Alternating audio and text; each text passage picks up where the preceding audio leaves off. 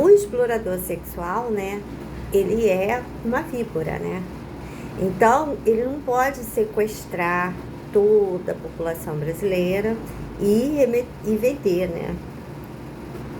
Então, ele tem uma porcentagem de pessoas coniventes com ele, para expandir a nudez explícita, dizer que é um povo voltado para o sexo, quer que todo mundo anda nu, quer que se compra prostituta em todo lugar, que aqui não tem nenhuma mulher decente, nenhuma mulher honesta, ninguém que seja contra o cafetão e prostituta, os filhos são entregues para a prostituição, pais religiosos saem da missa, supostamente religiosos, sai da missa e vende a sua filha na calçada, quer dizer, uma Sodoma Gomorra, né?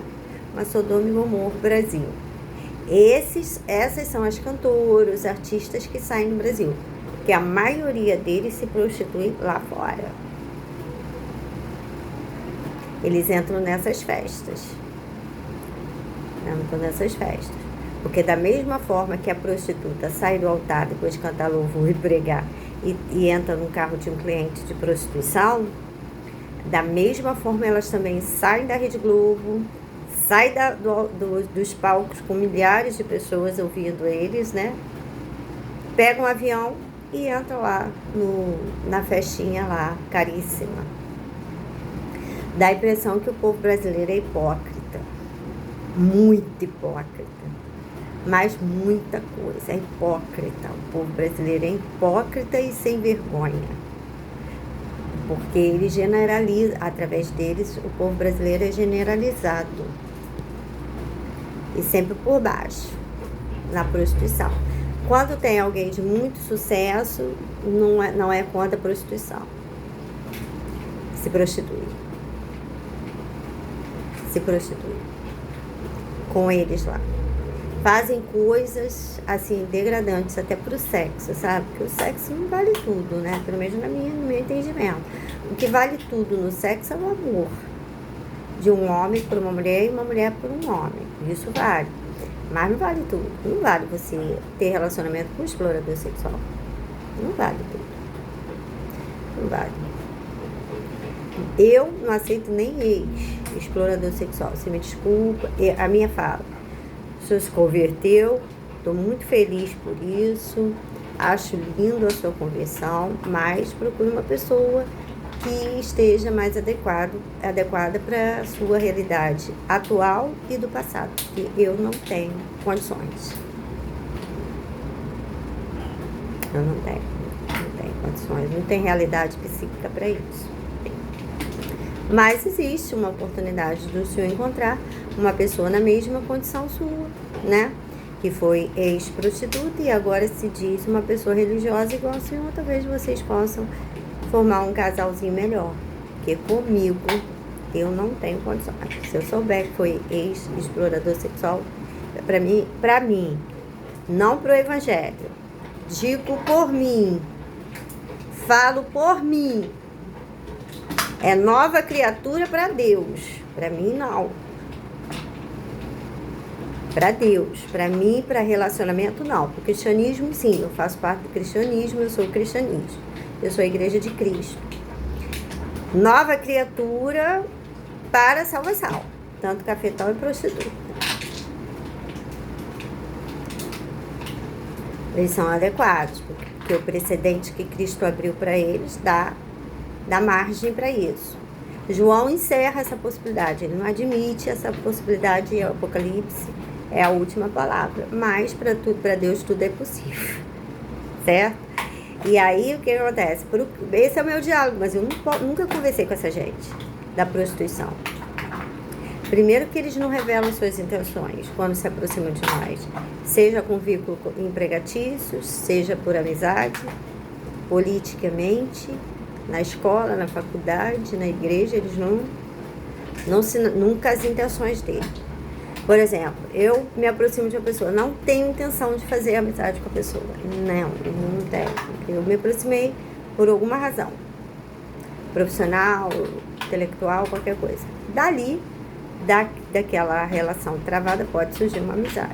Mas eu nunca vou com uma pessoa com intenção de fazer amizade com ela. Nunca vou. Aquela pessoa é maneira, quero fazer amizade. Tem pessoas que agora no TikTok as personalidades estão muito à mostra.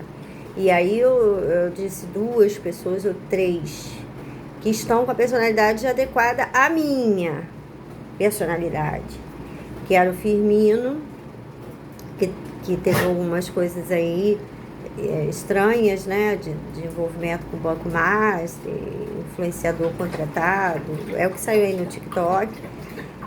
Assim, as pessoas que ele tem amizade, assim, nem todas eu tenho muita admiração, né, eu não tenho admiração nenhuma, mas amizade é isso, né, olha, eu não tô na 3ª série, né, lembra? Quem tem 50, 60 anos sabe. Você é amiga dela, então você não pode ser minha amiga. Corta aqui. Aí botava os dedinhos, juntava os dedinhos e cortava.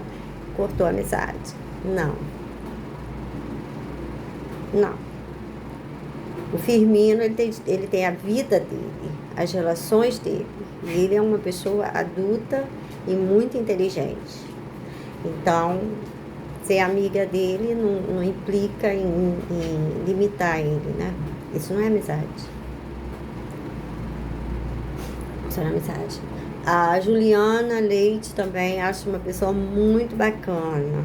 Escuto várias coisas dela. Acho que até a Deise forjou um pouquinho o jeito dela e tudo na época que eu fui amiga da Deise. Mas, assim, ela também tem a opção partidária dela. Normalmente eu não comento, muito pouco. Eu comento sobre as opções, porque é a opção partidária dela. Tenho a minha opinião, acho até que ela está enganada nesse meio bolsonarista, mas isso aí, se diria numa amizade, poderia ser dito. Se eu estou com uma visão melhor, estou tendo uma visão melhor sobre o tema, sobre o assunto, sou menos envolvida emocionalmente com as pessoas bolsonaristas e com o próprio Bolsonaro, não tenho envolvimento emocional nenhum com eles, então sou uma pessoa mais isenta para poder ponderar melhor, com mais razão, certo? Da mesma forma que eu pondero com relação ao Lula também, entendeu? Politicamente, com o chefe de Estado, certo? E o Fabito também, que é uma pessoa ótima, fala coisas muito que eu concordo, a maioria das coisas, outras eu opino, e assim vai, certo? Então, não olhei para eles com o intuito de ser amiga deles, mas como a exposição da mente dele, dos pensamentos dele, aí obviamente que eu falei, tá aí uma boa pessoa para uma amizade comigo, porque pensa como eu, fala as coisas que eu concordo. Não é, eles quiseram levar tudo, eles querem. A mãe protege o filho, um exemplo. A mãe é protetora do filho, aí quis trazer uma patologia, né? Vocês têm que ter cuidado com o explorador sexual e prostituta, inseridos no nosso meio social. Uma mãe protetora não tem nada de errado, certo? Aí vão trazer aí tipos de proteção patológicas. Aí a pessoa já tem outras patologias, né? E já era prostituta, cafetina, e o emocional todo perturbado. Aí quando tem um filho, aí fica com um protecionismo estranho. Não é o que acontece com a gente. A gente dá liberdade até demais para os nossos filhos. Toda liberdade. Para tudo, para amizade, para tudo. A gente só coíbe prostituta e cafetão. Só. Que são os líderes de todas as organizações criminosas do Brasil, porque são eles que lavam dinheiro, né? São eles que têm estrutura. Mas fora isso, faz amizade. Se a gente olhar uma indecência, alguma coisa errada, aí sim, a gente coíbe, sim. Se não der pra coibir, avisa. Não, a amizade não é boa. Não traga aqui na minha casa, não presta. Entende? Mas, assim, não tem nada a ver com situações patológicas, entendeu? Tem que ter cuidado com o explorador sexual, que eles têm como eles sequestram pessoas, né? Traficam pessoas, então é muito interessante para a habilidade criminosa do cafetão já trazer um aspecto de desvio de conduta para você. Quanto mais desvio de conduta, mais fácil fica para ele sequestrar você e garantir a impunidade. Ah, ela era doida, tinha amnésia, saiu de casa e desapareceu. Ah, ele usava drogas, era perturbado, tinha um envolvimento com homossexualismo, saía com muita prostituta, desapareceu morto, entendeu? Desapareceu. Então, quanto mais desvio foi o que eu notei nele. Quanto mais desvio de conduta, mais fácil fica a impunidade dele. Então, quanto mais eles impuserem a você desvio de conduta, mais fácil fica para garantir a impunidade do explorador sexual e do grupo como um todo, né? Noticiar que a exploração sexual aqui é estruturada para sequestrar a próprio povo brasileiro em casos isolados em outras nações. Eles não querem esse marketing para eles. O que eles querem? Que é a bunda, as nádegas, o sexo, o carnaval, samba. Isso que eles querem que saia do Brasil. Mas que ele é sequestrador, não. Entende? Então, quanto mais patologias eles puderem impor em você, mais fácil fica para garantir a impunidade dele de um crime que ele já está premeditando contra você. No meu caso, era sequestro. Então, ele precisava aplicar amnésia, questões intelectuais, sem nenhuma condição intelectual, essas coisas todas para ele era importante, inclusive a minha aparência também. Uma moça bonita, corpo bonito, inteligente, bem-sucedida em tudo que faz. Não há razão para querer desaparecer. Alguém sequestrou ela, certo? Esse é o raciocínio do delegado. Mas o delegado vê lá, amnésia, usuário de droga, de cocaína, lésbica, pedófila, ladra. Ah, desapareceu. Tinha razão para desaparecer. Entenderam como funciona? Mais patologia, mais fácil para ele. Menos patologia. A família tradicional não tem nenhuma patologia. A legítima, né? Não tem nenhuma patologia. Somos todos normais, muito normais. Nascemos para conviver em sociedade. Nascemos, a gente já nasce com DNA para conviver em sociedade. O peixe já... E não há um escândalo.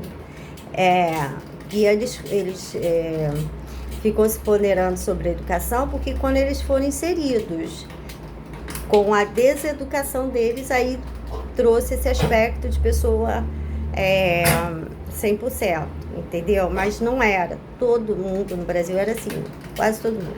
E os marginais viviam à margem. Eles não se misturavam com a gente. A gente só se misturava entre nós, só casava, trabalhava entre nós. Quando meu filho estava com 17 anos, eu estava já procurando emprego para ele, porque com 17, 18 anos, sou eu que levo meu filho para o empregador. Está aqui meu filho para trabalhar aqui, qual é a função? Quem trata normalmente são os pais. Alguns filhos não, outros sim. Eu sou a mãe que faz isso, mas tinha vários pais. O primeiro emprego do meu pai, quem conseguiu foi meu avô. A influência política dele. Meu pai trabalhou no SESC de Garanhuns, era recepcionista. Os turistas, tudo, porque lá tem um clima bom, iam lá, meu pai que recepcionava. Quem a contratou e detectou o local de trabalho para o meu pai foi meu avô. Quando eu fui trabalhar, minha mãe já não foi comigo. Eu até trabalhei com ela, com vendas de coisas de costura dela, aquela coisa toda, mas quando eu fui ver emprego, eu fui sozinha. Mas com meu filho eu já tinha premeditado. Falei, não, primeiro empregador, eu vou levar você, vou dizer que você ainda é de menor, conversar com ele, ver qual é a pessoa, porque eu conhecia a cidade de Niterói e eu não confio em todos os empregadores com meu filho. Dito e feito, ele foi trabalhar no Garretano, Gomes. Quase põe ele como ladrão, maluco, tudo. Gomes, que não participa da cafetinagem. E o Garretano é um mercado destinado à exploração sexual antiguíssimo. Você entra de mãos dadas com a sua filha, o cliente está lá e ele diz que a mãe está exibindo a filha, vendendo a filha. E você está de mãos dadas com a sua mãe. Você tem 16, 17 anos, 15 anos, 14, anda de mãos dadas com seu pai, é um perigo. Porque é a condição que os exploradores sexuais andam com as suas prostitutas. Ele vai vender você como prostituta e seu pai como cafetão. E sua mãe como uma cafetina sua. Então é muito perigoso. Ele é uma víbora, esse explorador sexual. Uma víbora, uma pessoa horrorosa, deplorável, todos eles. Agora, sobre vigilância do Estado, lógico que eles fazem de bonzinho, de isento e de quem não sabia de nada.